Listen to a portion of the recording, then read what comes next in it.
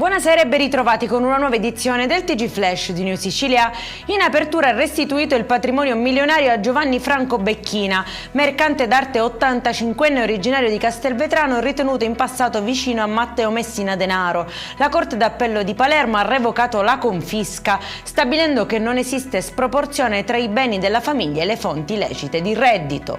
Pagava con carte di credito denunciate come smarrite, per questo un 23enne è stato denunciato dai carabinieri a Vittoria. Rintracciato dopo un pagamento sospetto in un B&B, nella sua disponibilità i militari hanno trovato diverse carte di debito e credito risultate oggetto di denuncia da parte dei legittimi intestatari.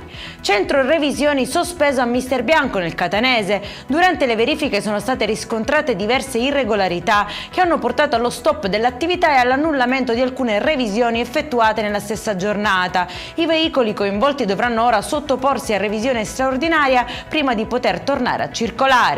Un flash mob contro la violenza sulle donne ha animato il piazzale del Teatro Politeama a Palermo, trasformato per l'occasione in un palcoscenico a cielo aperto. Ballerini, attori e cittadini hanno partecipato all'iniziativa lanciando un messaggio di solidarietà e rispetto. E in chiusura il meteo, cieli nuvolosi e possibili piogge domani soprattutto nelle zone interne dell'isola. La Protezione Civile regionale ha diramato allerta gialla per le province di Trapani e Palermo. Per questa edizione è tutto, prossimo appuntamento lunedì alle 13:30. Buona serata.